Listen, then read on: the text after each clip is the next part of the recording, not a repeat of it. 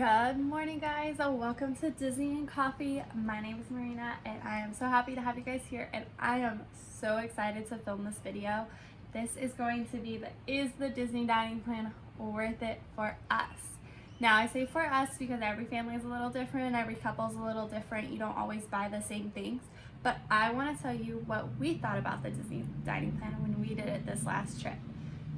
So let's grab your cup of coffee and let's get started. Alrighty guys, so we did the traditional Disney dining plan.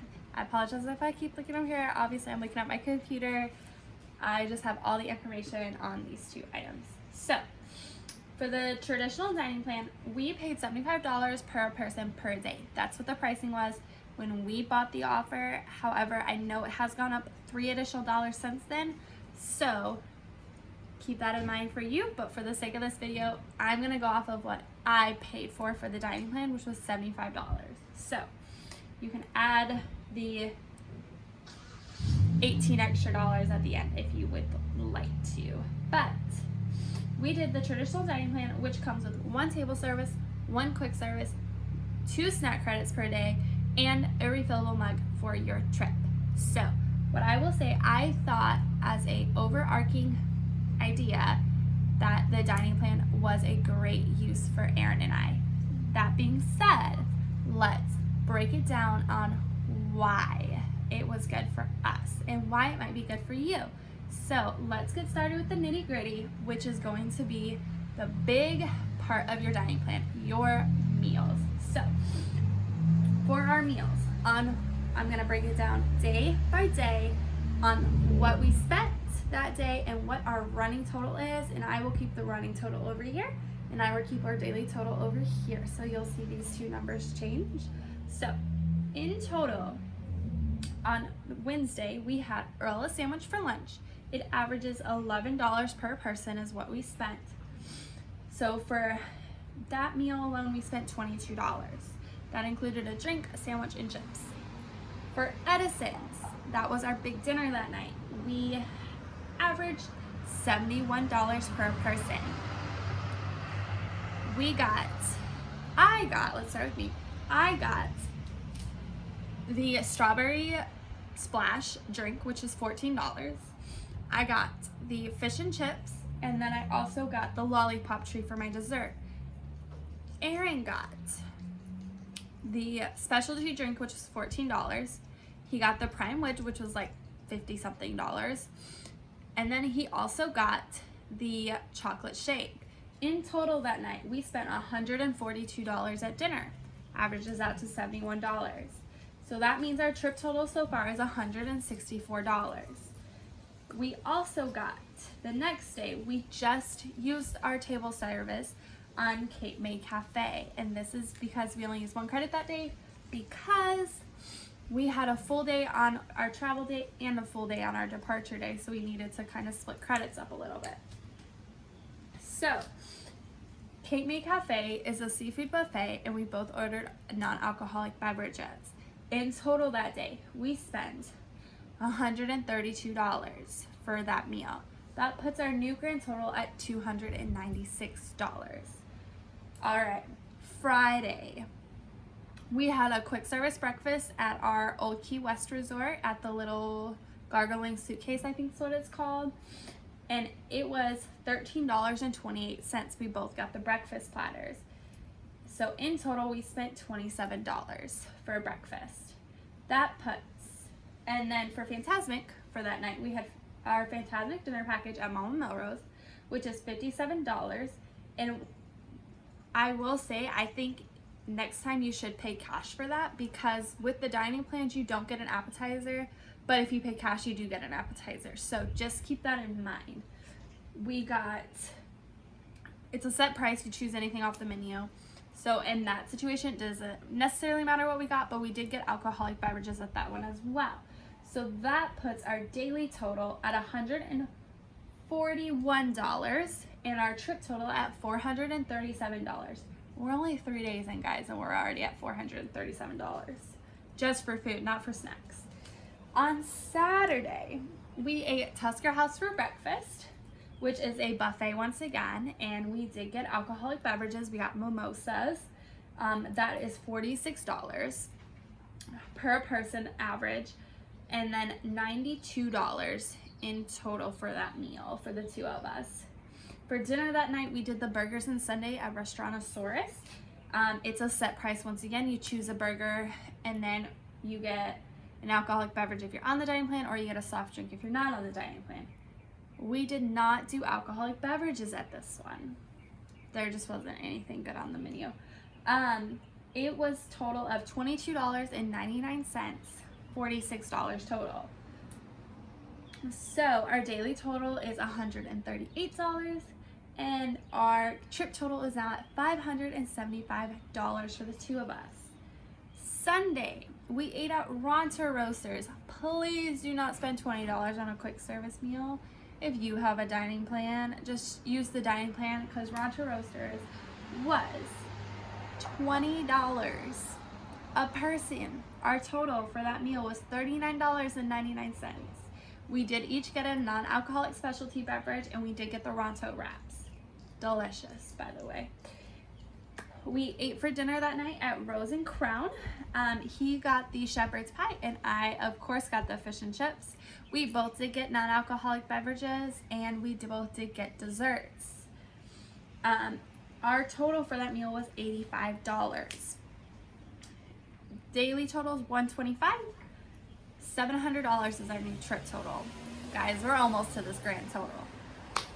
All right, Monday is our last 2-meal day.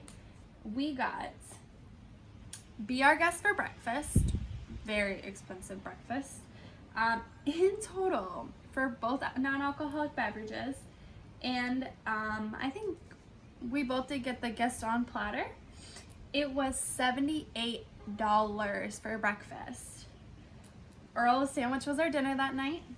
It was $11 a person once again, $22 total. Our daily total for that day was $100, even though we used 2 quick service credits that day and no table service credits. So that puts our new grand total at $800.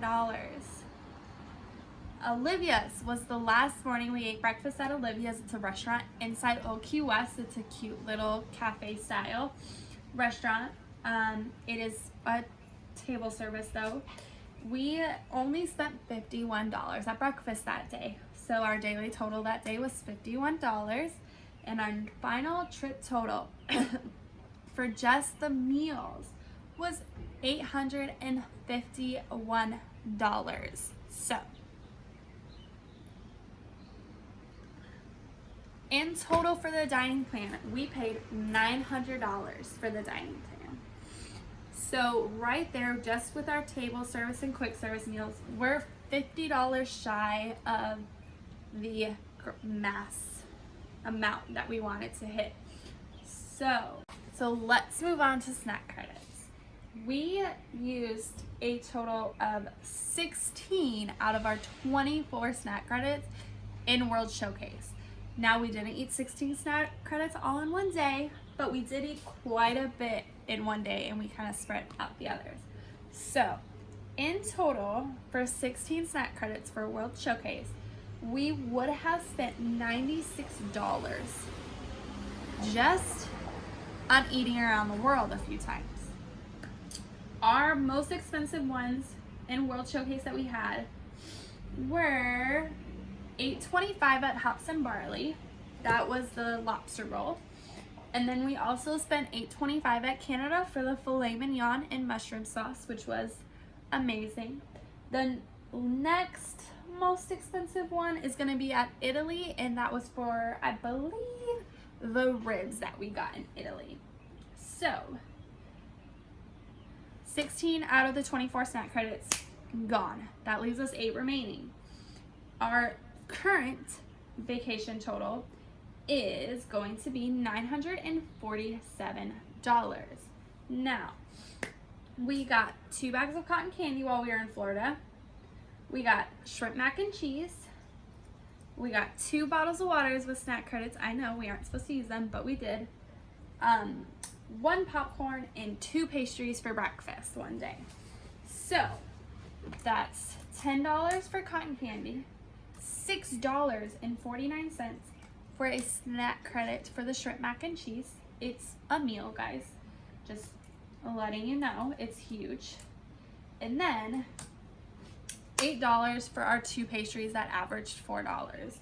So our current trip total is now $983.24 for everything currently. So the last thing that we have to include in this is our refillable mugs. We did use our refillable mugs, so I feel like they should be included because you pay for them. The refillable mugs are $19 for a length stay.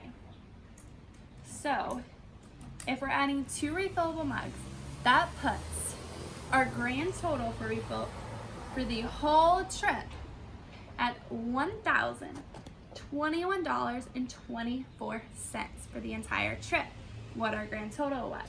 So our average snack was, let's double check this, our average snack was $5.17. Granted, that average went down drastically because we used them on water and popcorn. If you didn't use your water and popcorn, your average would be probably $6 or $7 with just using them for World Showcase. So, do I think from a money standpoint the dining plan was worth it? Yes. We saved $121.24 per the trip. Now that's not per person. Per person was about $60, but I do think that from the standpoint of it is prepaid, you are just tipping when you get there, which you can do your estimates and figure out what you need to set aside for tipping. But from the standpoint of I don't have to worry if I order the $60 lobster tail, what is it going to be like? If I order the Wagyu beef, like, am I going to hurt myself later in the trip? No, because it's already paid for. And the alcoholic beverages are so nice. I have so many more glow cubes now from this trip and I love it. But if you're not getting the alcohol and you're not using your snack credits accordingly, the dining plan will rip you off. Let's face it. We spent so much money in snack credits, $14 average a drink, times our 6 credits times 2 people, that's almost that's over $150 just in alcohol that we would have paid for out of pocket.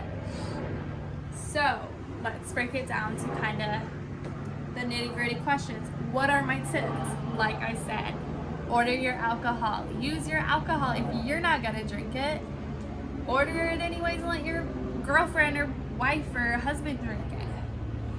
Get the steak, get the lobster tail, get the prime rib, get the filet mignon, get it. Get the most expensive dessert. I got the lollipop tray because it was $18 and I ate on it for 2 days. And it was delicious, but it was a $20 dessert. Get your expensive desserts. When you are looking at the snack credits portion of it, go during a festival. You're gonna get the most use out of those snack credits when you're going during a festival. So get your shirt on, eat your way around the world, drink your way around the world, and use those snack credits. Epcot has a festival all the time except during the summer. Summer is Diet Epcot, so let's face it. Last thing I have to recommend is try new places, try new things. I wouldn't have tried a lot of stuff that was around World Showcase because I didn't want to pay the penny for it, but scanning my Magic Band and using a snack credit for it, sure. I mean, go to a new restaurant, you know, do it. Like if there's somewhere you've really been wanting to go to and you haven't wanted to pay the price tag, but now you have the dining plan and you can use 2 table service to go there and it's going to be worth it, then do it. Things I didn't like about the dining plan. Keeping track of the credits. Having to keep track of how many quick service I had, how many table service I had, it was kind of annoying. Literally, I didn't care about keeping track of the snack credits, but keeping track of those those table service and those quick service credits is annoying. And then also the dining plan varies between restaurants, packages, everything, and meals, and it was just really complicated, and I felt like I had to ask every single restaurant I went to. So what's included in the dining plan here? Like, and I had to ask them, like, I was astounded when we went to Fantastic dinner package at Mama Melrose, and I found out that I could have paid cash price and gotten an appetizer and saved my dining credit and gotten more food. So that was crazy to me. But keeping track of your credit feeds into what I would do differently. My number one thing I think I would do differently is go with the deluxe dining plan. I am someone who enjoys eating at a sit-down restaurant. I don't mind taking the time out of my day to go sit down in the air conditioning and enjoy a meal. And with the deluxe dining plan, you have the ability to go to the luau on the dining plan. You have the ability to go to a couple specialty and signature restaurants and not have to worry about that price tag when you're only spending $30, $50 more per night. And if you're gonna use it, then do it. You get a full another meal too. You get 3 dining credits, which means you can use it on quick service or table service. So you don't have to keep track of, oh, I don't have another table service for today, I have to eat quick service.